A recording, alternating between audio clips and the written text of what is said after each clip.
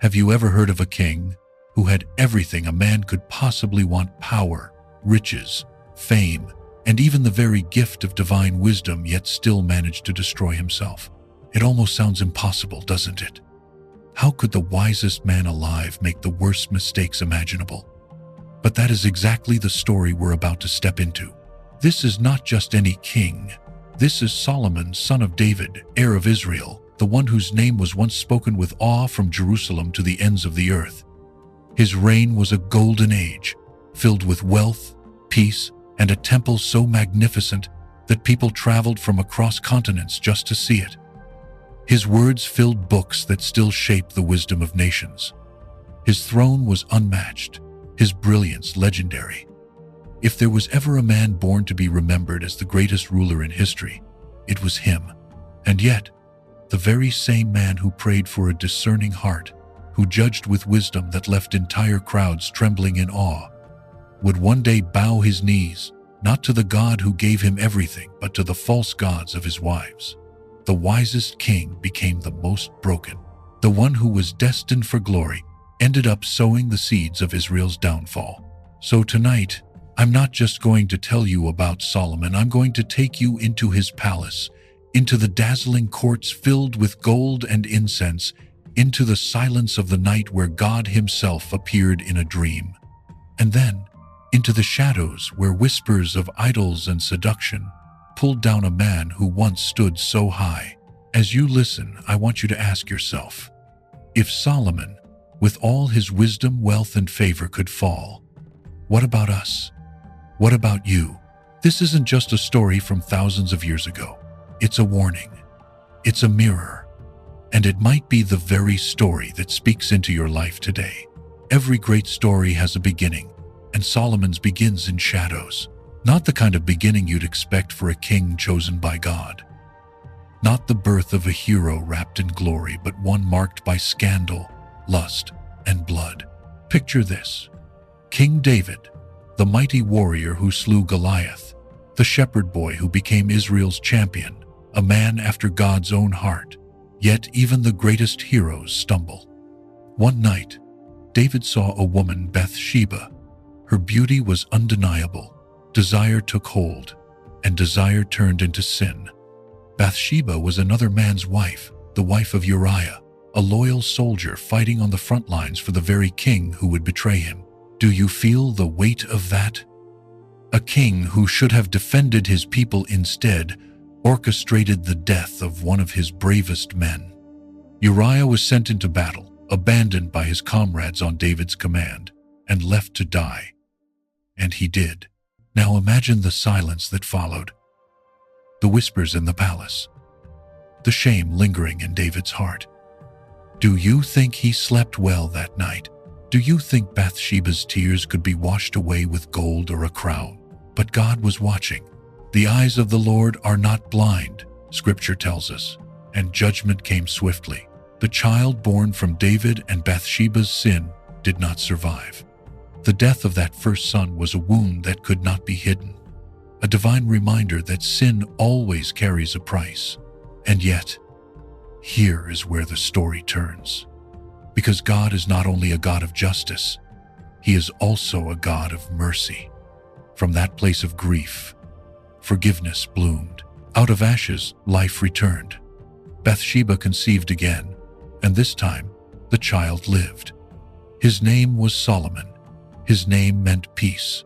His life was a kind of peace offering, a reconciliation between heaven and earth. Think about that for a moment.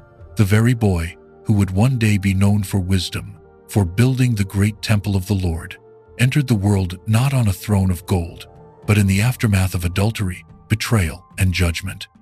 His beginning was a scar, but God was already writing a different ending. And maybe that's where this story touches you. Maybe you've looked at your own past, the failures, the secrets you hope no one ever discovers, and thought, there's no way God could use me. But Solomon's very existence whispers back, yes, he can. He can turn even your darkest beginnings into something that carries his purpose. That's how Solomon's story begins. In darkness, in brokenness, but with a promise hidden in the middle of the pain. The shadow of Solomon's past never really left him. From the moment he set foot in the palace as a boy, the air around him was heavy with suspicion. He was not the oldest son of David, nor the strongest, nor the most obvious heir. Tradition said the throne should belong to another. To most in Jerusalem, Solomon was the son of scandal, a reminder of his father's deepest sin. And in a world where blood determined destiny, he seemed like an unlikely choice for the crown. But God often works through the unlikely, and this time, his hand moved through a man named Nathan. Nathan was no ordinary prophet. He was the one who had stared David in the eyes after the Bathsheba affair and declared, "You are the man," exposing the king's guilt before heaven. Few men ever dared speak truth to power, but Nathan did. And though his words once brought judgment, his presence also carried promise. He became not only David's conscience, but Solomon's mentor. Nathan recognized something in the boy that others dismissed. While his brothers boasted of strength, Solomon was quiet. While they sharpened swords, he sharpened his mind. Questions fascinated him. Justice stirred him. There was a hunger for truth burning in his young heart, and Nathan fanned it into flame. Still, desire alone could not win a throne. The palace was a nest of ambition, each brother eyeing the crown, each general weighing his loyalty. And when David grew old and frail, the power vacuum widened. Adonijah, one of David's older sons, seized the moment. He threw a feast, gathered nobles and soldiers, and declared himself king. Trumpets sounded in his camp. Supporters toasted his name. It seemed like history was already written. Adonijah would rule. But Nathan was watching. He went straight to Bathsheba, Solomon's mother, and together they rushed to David's chambers. The old king lay weak, his body failing, but his mind still sharp enough to see the danger. Nathan spoke of the rebellion rising outside the palace walls. Bathsheba reminded him of the vow he had made, that Solomon, not Adonijah, would inherit the throne. David rallied what little strength remained. He ordered Solomon to be placed on the royal mule, paraded through the streets, and anointed before the people. Trumpets blasted, crowds roared, and the city echoed with a new cry, "Long live King Solomon!" In that instant, Adonijah's rebellion collapsed. The throne belonged to David's youngest son, but do not picture a triumphant king at ease. Solomon was just 15 years old. The crown that pressed against his head felt less like honor and more like a weight of stone. Around him, enemies still lingered. Joab, David's hardened general, had backed Adonijah. Adonijah himself, though stripped of his claim, remained a threat, and David, before breathing his last, left his son with words that rang more like commands than blessings. "Be strong, walk in the ways of the Lord, and do not let your enemies go unpunished." So Solomon acted, swiftly, ruthlessly. Joab was struck down beside the altar where he had fled for refuge. Adonijah was executed. Others who dared whisper of rebellion were silenced. The boy who should have been too young to rule proved instead that he would not hesitate to secure his throne with blood. The court learned quickly. Solomon's hand could be gentle with wisdom, but merciless with betrayal. And yet, what kind of beginning was this? A reign born out of fear, suspicion, and execution. A kingdom secured, yes, but at a price. The palace halls that once rang with David's victories now carried the echoes of Solomon's purges. Every rival removed left scars that power could not heal. The boy was king, but he knew his crown sat on a throne of uncertainty. Perhaps you've felt that weight yourself. The sense that what you've gained could vanish at any moment. The promotion that came too soon. The responsibility you weren't prepared for. The blessing that feels more like a burden. Solomon lived that reality every day. Behind the gold and the trumpets there was fear. Behind the title there was fragility. And this is where the tension builds. Because Solomon could silence rivals. He could shed blood to keep his throne. But he could not silence the questions inside his own heart. Could he really rule this kingdom? Could a boy hold together what giants had built? Could he carry a nation on his shoulders without collapsing under the weight? Those questions had no human answer. Not from Bathsheba, not from Nathan, not even from the memory of David. The answer would come in the quiet, in the stillness of the night, when the boy king laid down, burdened with fear, and heaven itself drew near. The nights in Jerusalem can be heavy. The desert air cools, the city quiets. But for a young king with blood still fresh on his hands, sleep does not come easily. Solomon lay in his chamber, the weight of the crown pressing deeper than the golden band on his head. Outside, the city whispered his name. Inside, his heart whispered its fears. 15 years old, king of Israel, son of scandal, brother of the executed, ruler of a people too numerous to count. How could he bear it? How could any man? And then silence gave way to something greater. In the stillness of the night, a presence filled the room. Time seemed to bend. The veil between heaven and earth tore open, and the God of Israel stepped into Solomon's dream. Imagine that. No prophet this time, no mother urging him, no father's last command, just the Almighty himself, speaking into the heart of a boy. Ask for whatever you want me to give you. Stop there for a second. Let those words sink in. The creator of the universe, the one who split the Red Sea, the one who raised David from shepherd to king, leaning down to a teenager and saying, "Tell me your desire. Anything. What would you have asked for? Be honest. Riches? A long life? Victory over enemies? The power to silence every fear that keeps you awake at night?" That's what most kings would have demanded. That's what most of us would still demand today. But Solomon did something different.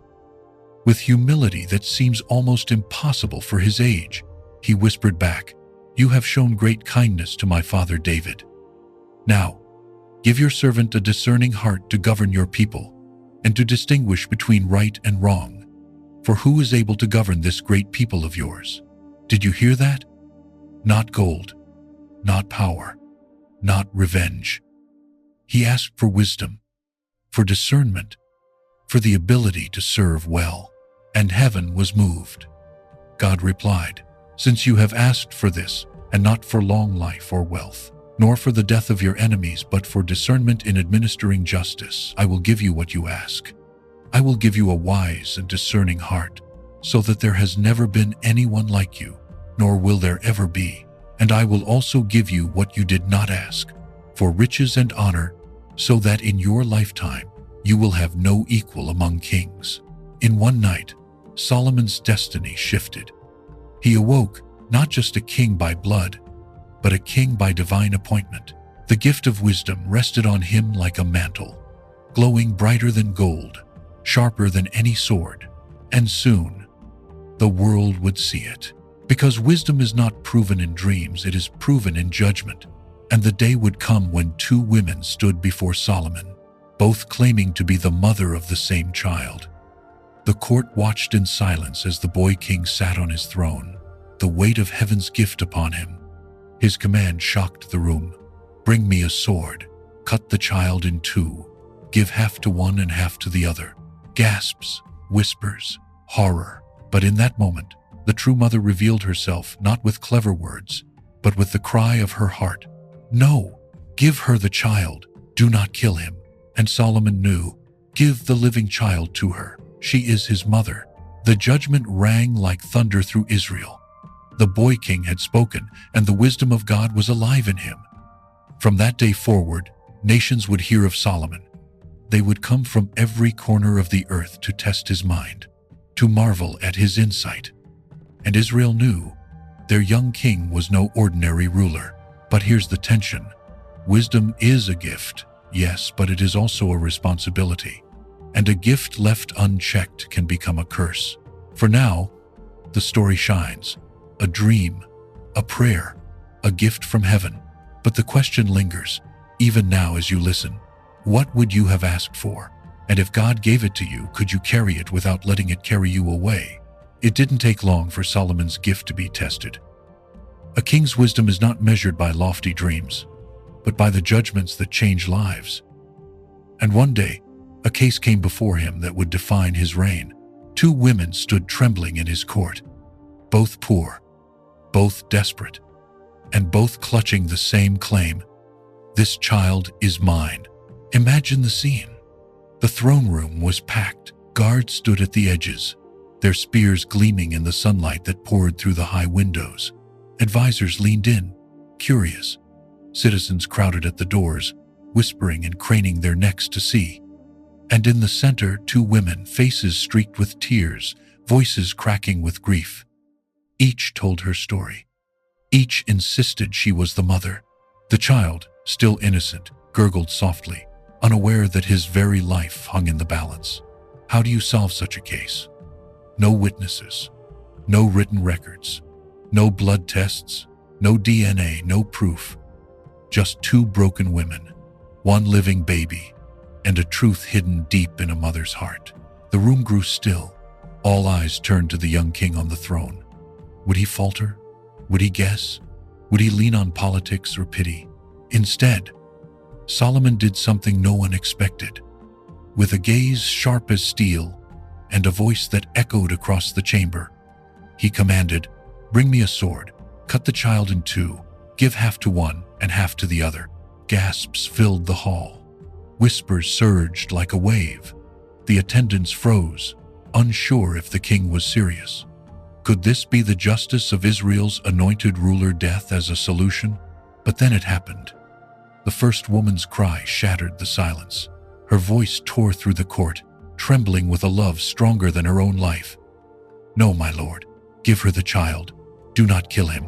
And the second, her words dripped with coldness like a blade without a sheath. "Yes, let him be neither mine nor hers. Cut him in two."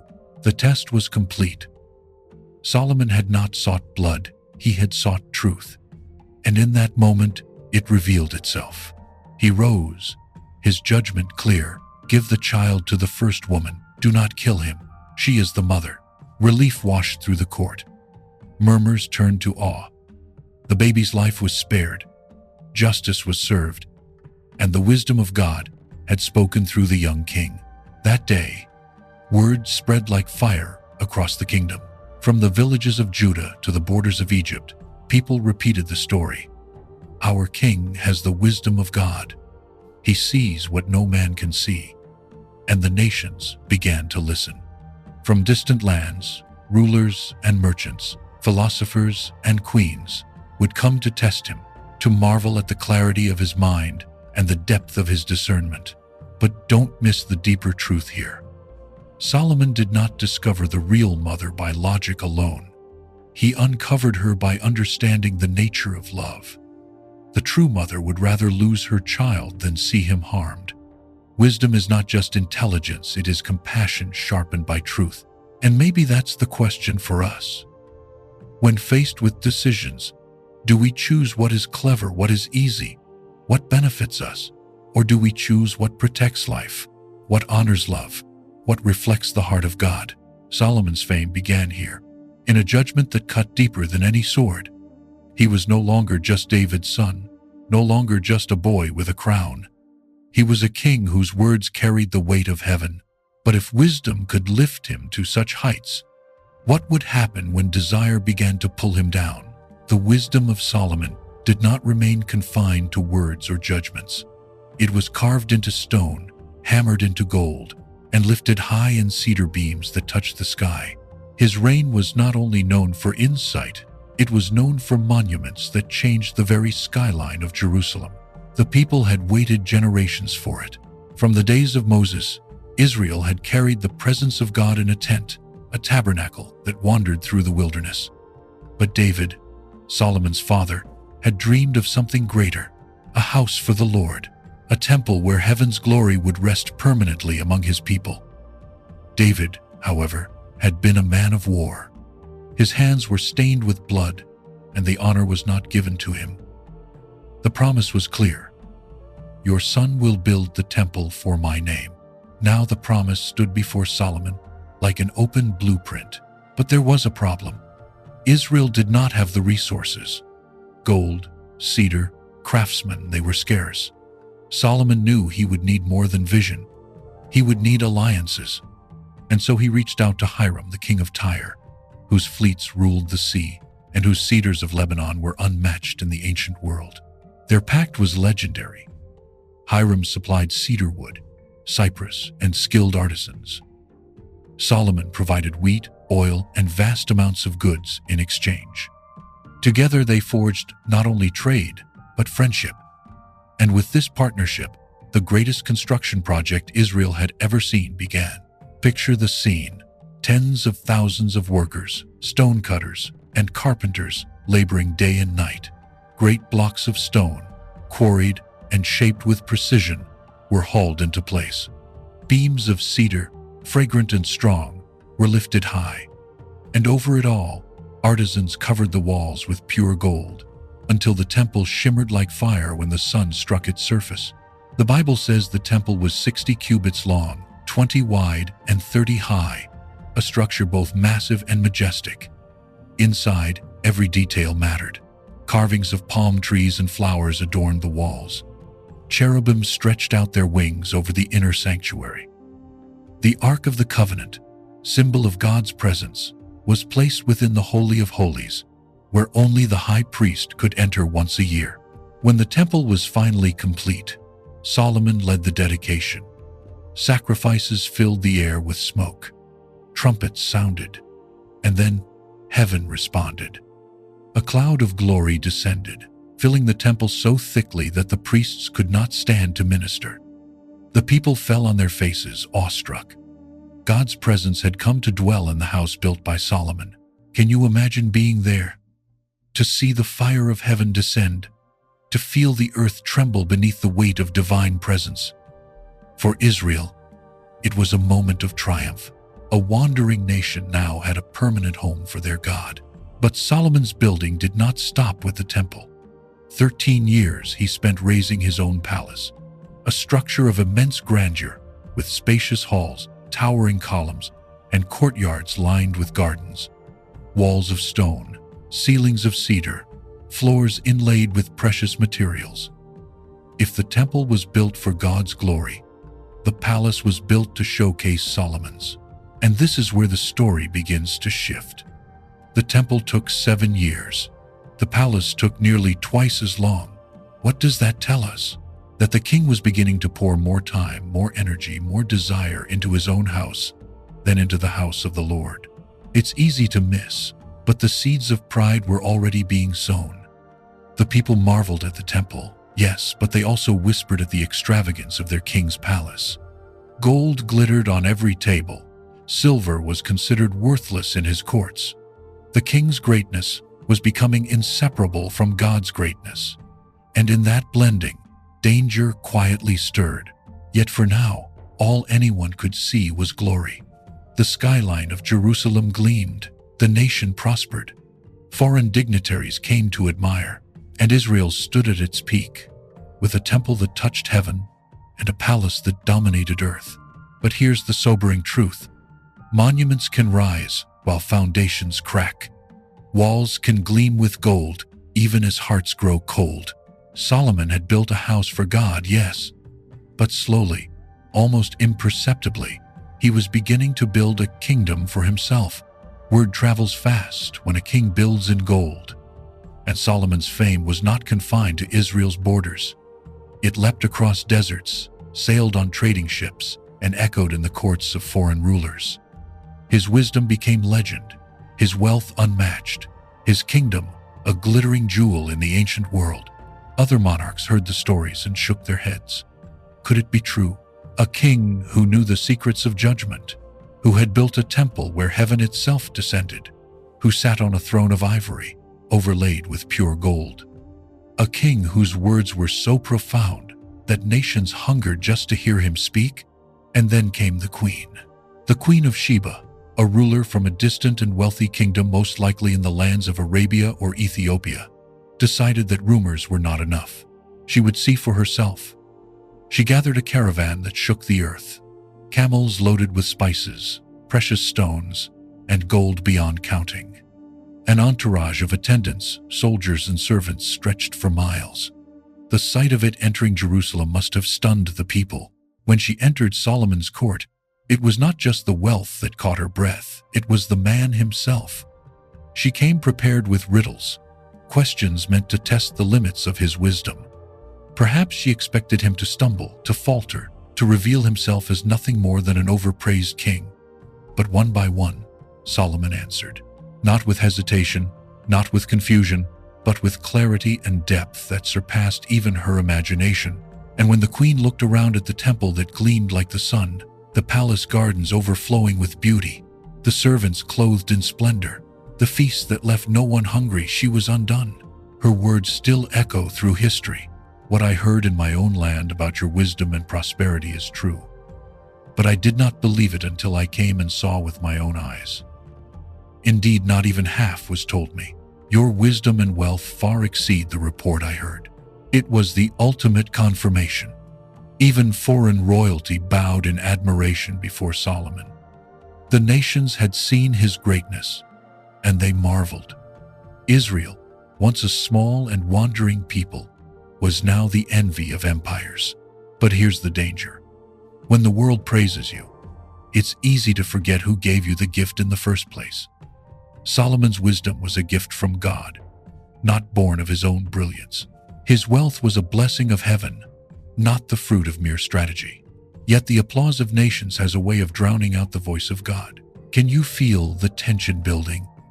Solomon was at the peak, the temple complete, the palace radiant, the nations watching, the Queen of Sheba herself declaring that not even half the truth had reached her ears. This was the golden age of Israel. And yet, history tells us peaks are dangerous places.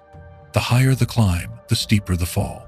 Not all of Solomon's treasures were measured in gold or silver, nor in the towering walls of his palace or the glittering beams of the temple. Some of his greatest treasures were carried not by ships or camels but by words, words that survived when stones crumbled, words that echo even when his empire is dust. If the temple and palace were monuments built for eyes to see, then his writings were monuments built for hearts to feel, monuments not of cedar or marble but of wisdom, passion, and the raw honesty of a soul that had lived too much and seen too far. When you read Proverbs, it is as if you hear Solomon in his prime, strong, focused, confident, distilling life into sentences sharper than any blade. The fear of the Lord is the beginning of knowledge, but fools despise wisdom and instruction. These sayings are not lofty riddles for philosophers in ivory towers. They are truths forged for everyday people, for fathers training their sons, for mothers guiding their daughters, for judges at the city gates trying to discern justice, for merchants measuring grain honestly and not cheating their neighbor. Every line is short, but each one is heavy truth condensed into sparks, designed to light the path of anyone willing to walk in righteousness. But Solomon was more than a teacher of morality. He was also a poet of desire, a man who understood that wisdom without love is brittle. And so we hear him in the Song of Songs, not speaking as a king to subjects, but as a lover to the one who captured his heart. Place me like a seal over your heart, like a seal on your arm. For love is as strong as death, its jealousy unyielding as the grave. It burns like blazing fire, like a mighty flame. Can you feel it? The intensity, the passion, the almost reckless beauty of words drenched in longing. Some in Israel must have blushed when they heard it, wondering how such sensual imagery could belong in sacred scripture. But behind the intimacy of its phrases lies a mystery deeper than romance. This was more than human passion. It was also a mirror of God's love for his people, a covenant love that does not waver, a love that burns with the same unquenchable fire. When we read those words, we are not just hearing Solomon's voice, we are hearing an echo of eternity itself, reminding us that divine love is not cold or distant, but fierce, tender, and unyielding. And then, years later, we turn the page and hear a different voice, older, heavier, worn down by regret. The book is Ecclesiastes, and its tone is nothing like the crisp certainty of Proverbs or the passionate fire of Song of Songs. This is the sound of a man who has tasted everything and found it bitter in the end. Meaningless, meaningless. Solomon sighs. utterly meaningless. Everything is meaningless. Do you hear the weariness? The man who once dazzled nations with wisdom now stares at his palaces, his wealth, his thousand loves, and finds them empty. He had chased every dream, drunk from every cup, built every monument, and still his soul groaned with hunger. Life, he realized, is fleeting, vaporous, a mist that vanishes with the morning sun. And yet, even in this lament, even in this confession of futility, he circles back to the truth he knew as a boy. Fear God and keep his commandments, for this is the duty of all mankind. After wandering every road of indulgence, after climbing every mountain of ambition, after plunging into every valley of desire, Solomon ended up where he started, at the feet of God. But this time, the words are not crisp or fiery. They are tired, humble, resigned. The wisdom of youth said, "This is the path to life." The wisdom of age said, "Every path without God is death." Taken together, these writings form a portrait of humanity itself. Proverbs is the voice of instruction, the teacher guiding you toward discipline. Song of Songs is the voice of passion, the lover crying out for intimacy. Ecclesiastes is the voice of despair, the old man admitting the futility of a life lived for self. And perhaps that is why they endure, why they still pierce and comfort across centuries, because they are not simply Solomon's story. They are our story. Who among us has not longed for wisdom in the face of choices? Who has not burned with desire for love, whether fulfilled or broken? Who has not looked at life and whispered, "Is this all there is?" When you read him, you feel it. You feel the challenge of Proverbs. You feel the fire of Song of Songs. You feel the ache of Ecclesiastes. Solomon's pen becomes a mirror, and suddenly it is your reflection staring back. And that is the paradox that refuses to fade. The man himself faltered, stumbled, betrayed his own wisdom, and yet his words remain eternal. His palace is gone, his kingdom fractured, his throne long buried, but his sentences still breathe. Wisdom, passion, regret, they survive him. Even in failure, his writings carry truth. And maybe that is Solomon's final gift, not that he lived perfectly, but that he showed us in ink what it means to live fully, the brilliance, the passion, the emptiness, and the return to God. His words stand forever, even as his own life crumbled. For years, Israel had lived under the glow of Solomon's wisdom, his judgments, his writings, his temple. The people marveled, the nations envied, and the king's name rose like incense to the skies. But even the brightest flame casts shadows, and in Solomon's palace the shadows were many. The scriptures record it plainly. 700 wives of royal birth, 300 concubines, 1,000 women, each a daughter of foreign lands, each a token of an alliance, each a whisper of another culture, another god. At first, it seemed clever marriages that sealed treaties, women whose presence brought peace between nations. Egypt, Moab, Ammon, Sidon, Edom, all were bound to Solomon by vows spoken at the altar of marriage.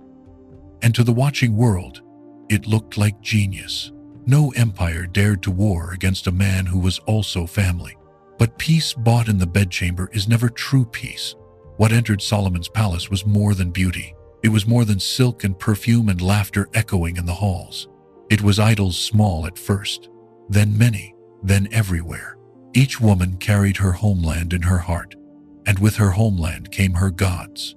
The statues of Ashtoreth and Molech, the incense to Chemosh, the altars to Milcom, these began to rise in the high places of Israel.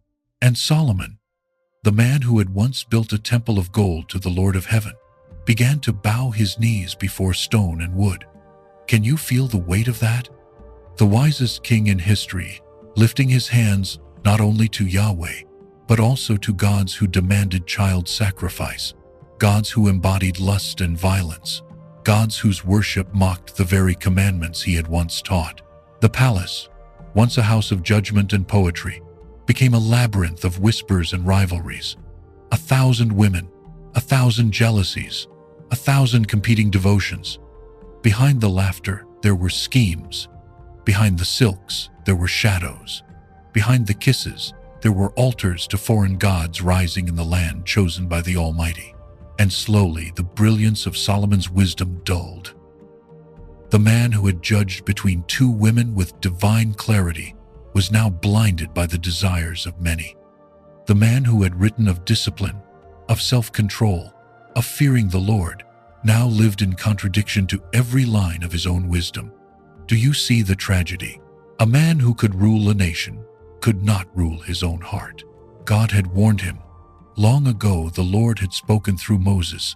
The king of Israel must not take many wives, or his heart will be led astray. The command was clear, and Solomon knew it. But desire whispered louder. Pride disguised itself as diplomacy. Pleasure disguised itself as security. And step by step, altar by altar, kiss by kiss, Solomon's devotion fractured. And the Lord was angry. Scripture does not soften it. The God who had once appeared in a dream, the God who had poured wisdom like oil into Solomon's heart, the God who had filled the temple with his glory, now looked at his chosen king and saw betrayal. The voice of blessing turned into a voice of judgment. Since you have not kept my covenant and my decrees, I will most certainly tear the kingdom away from you and give it to one of your subordinates. Those words must have fallen like thunder in Solomon's soul. The man who had united a kingdom would be the reason it was torn apart. The son of David, who should have carried the promise forward, was now sowing the seeds of division. The crown was still on his head, the throne still beneath him, the gold still shining in his halls, but heaven's favor had already begun to withdraw. And that is how idolatry works, isn't it? It does not crash in suddenly. It seeps. It whispers. It hides behind beauty and ambition, behind pleasure and pride. One compromise here, one indulgence there, until one day you wake up and realize you are bowing before what you once despised. Solomon did not fall in an instant. He drifted, and in his drifting, he destroyed what his wisdom had built. So the question rises for us. If the wisest man in history could be led astray by desire, what makes us think we are immune? If Solomon, who saw God's glory fill a temple, could still turn to idols, what keeps our own hearts safe from compromise? The story is not just about him, it is a mirror for us. This was the fall of Solomon. 1,000 women, 1,000 gods, 1,000 fractures in a heart that had once been whole. And the kingdom would never be the same again. The fall of Solomon did not go unnoticed. Heaven had seen every altar, every bow to a false god, every whisper of devotion given to idols instead of the Lord. And the patience of God, though vast, had reached its end. The same voice that once blessed Solomon in a dream now thundered with judgment. Since this is your attitude and you have not kept my covenant and my decrees, I will most certainly tear the kingdom away from you and give it to one of your subordinates. Yet for the sake of David your father, I will not do it during your lifetime. I will tear it out of the hand of your son. Those words must have haunted Solomon like a shadow. Imagine ruling with a crown of gold while knowing it was already slipping away. Imagine sitting on a throne of ivory and realizing the judgment of God had already been spoken against it. The palace was still full of laughter, the banquet still rich, the music still loud, but beneath it all, cracks were forming, and the cracks widened quickly. Enemies began to rise, enemies from within and without. From the south came Hadad the Edomite, who had fled to Egypt years earlier when Joab slaughtered the Edomites. Now he returned, carrying bitterness like a blade, stirring rebellion against Israel. From the north came Rezon of Damascus, who gathered men to himself and harassed Israel all the days of Solomon's life, carving away pieces of the kingdom's strength. And from within the very walls of the palace came Jeroboam, a servant of Solomon, a man of ambition who secretly received the anointing of a prophet. The whispers spread. One day, this servant would tear the kingdom in two. Think about that. The kingdom that David had united with blood and sacrifice, the kingdom Solomon had adorned with gold and wisdom, now stood on the edge of fracture. It wasn't just politics, it was judgment. God himself had raised these adversaries as instruments of his justice. What no army could do from the outside, disobedience had done from the inside. Do you feel the tragedy? Solomon had silenced Adonijah, executed Joab, eliminated every rival when he first took the throne. But now, no sword could protect him. No purge could silence the consequences of idolatry. These enemies were not simply men, they were consequences, living reminders that the favor of God cannot be replaced by strategy, wealth, or charm. And maybe that is what makes this part of the story hit hardest. It is easy to believe that as long as we keep building, as long as we keep succeeding, as long as the crowds still cheer, then all is well. But Solomon's life reminds us that when the heart strays, everything else begins to crumble. Success can mask decay for a season, but judgment always comes.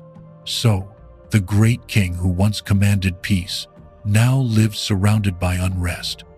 The one who had been celebrated by nations now faced adversaries on every side. And perhaps the cruelest twist of all, he knew it was his own doing.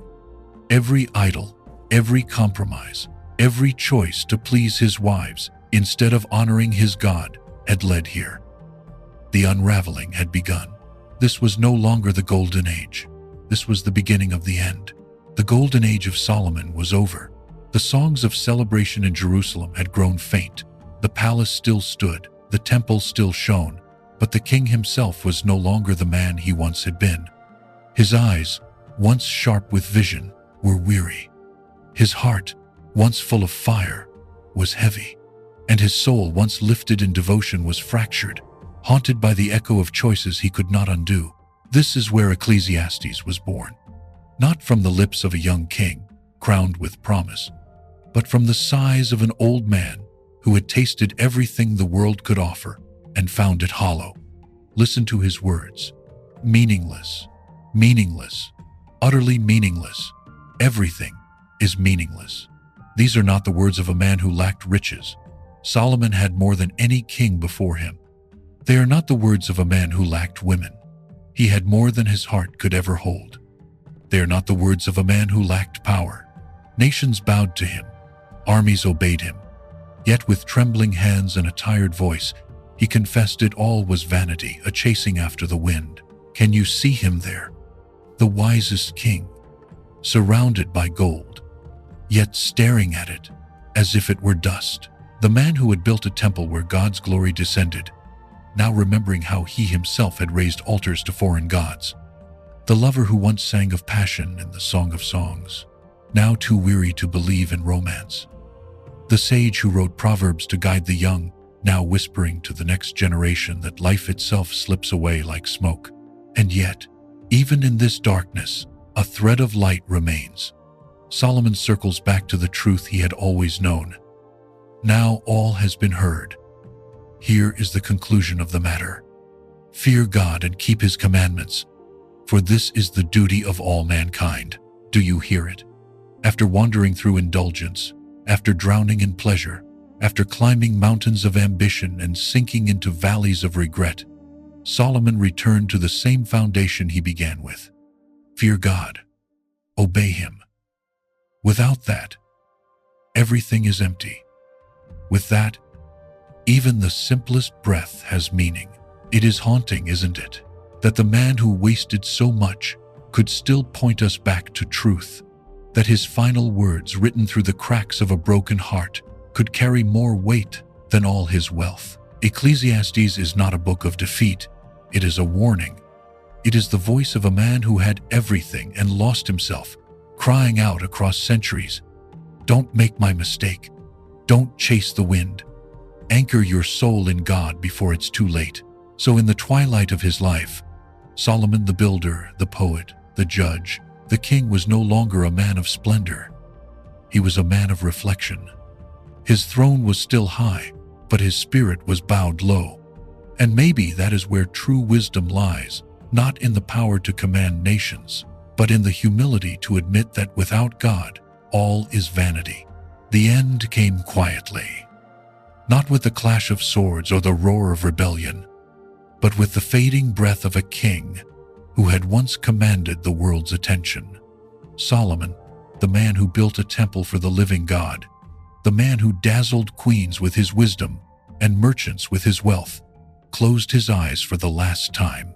He left behind palaces of cedar, vaults of gold, books of wisdom, and stories that would be told for generations.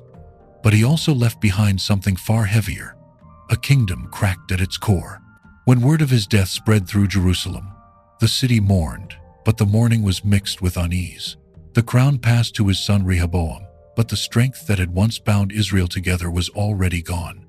The seeds of division had been planted long before in every idol Solomon erected, in every compromise he allowed, in every command of God he ignored. And now those seeds were breaking the soil. Rehoboam, young and arrogant, listened not to the wisdom of the elders, but to the pride of his friends. When the people came pleading for lighter burdens, he answered with cruelty, "My father scourged you with whips. I will scourge you with scorpions." The words struck like a hammer, and the fracture became final. 10 tribes rose in defiance, rejecting the house of David. They crowned Jeroboam, the servant who had once walked Solomon's halls, as their king. Only Judah and Benjamin remained loyal to David's line. The kingdom was torn in two, just as God had warned. What David had united and Solomon had adorned, disobedience had destroyed. Israel to the north, Judah to the south. Brothers now divided, neighbors now estranged. The once golden throne now standing over a fractured people. Can you feel the weight of that? A nation that had stood as one under the banner of Yahweh, now shattered by the sins of its greatest king. The temple still stood in Jerusalem, but its glory felt dimmer. The palace still gleamed, but its walls echoed with absence. The people still lived in the land, but their unity was gone. And Solomon himself, what was left of his legacy? His words, yes. His writings endured, carrying wisdom across the centuries. His temple, for a time, remained a wonder of the world. But the story of his life carried a warning sharper than any proverb. Wisdom without obedience collapses. Love without holiness corrodes. Greatness without God destroys.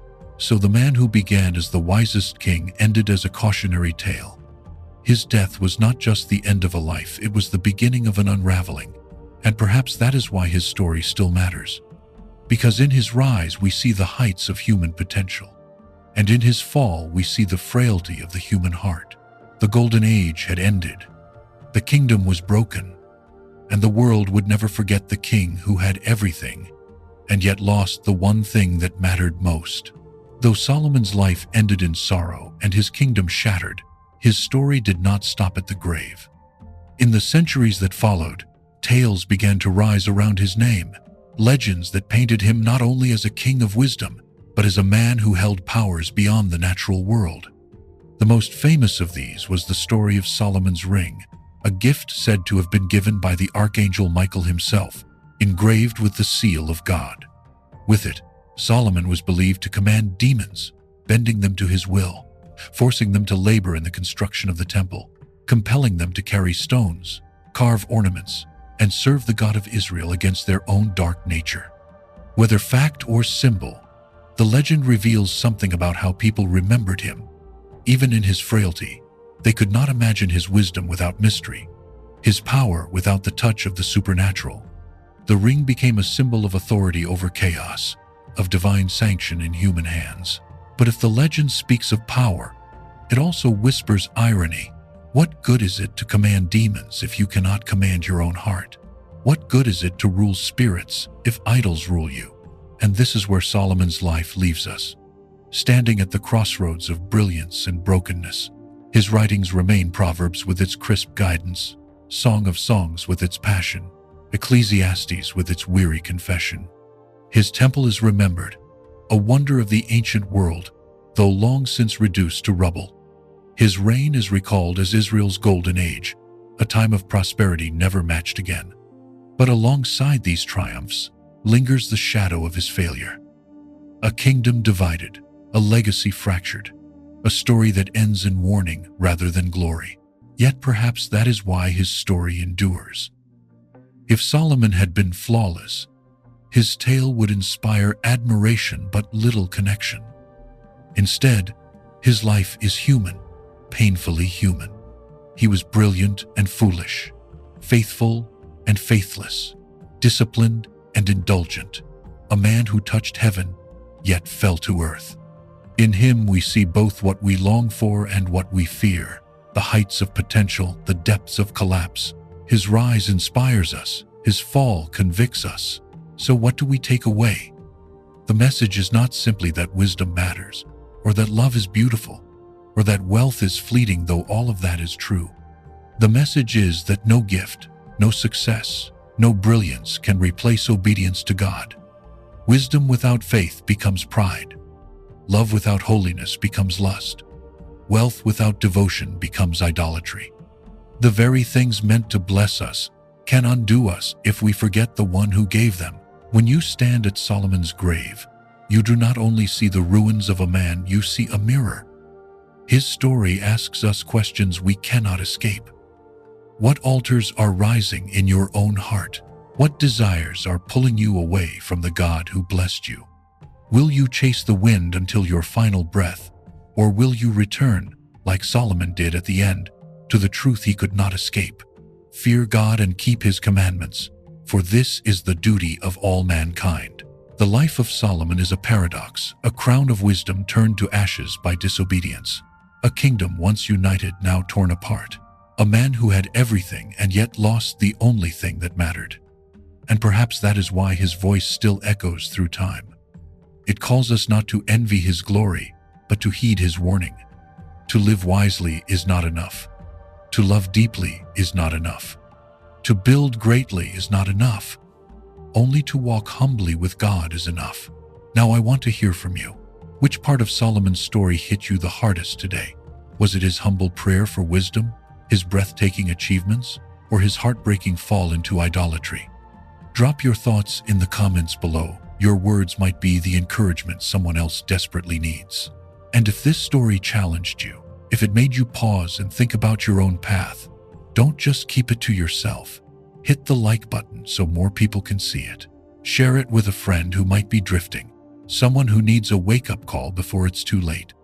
And of course, make sure you subscribe and turn on the notification bell, because we have more stories like this, ancient truths that still speak to our lives today.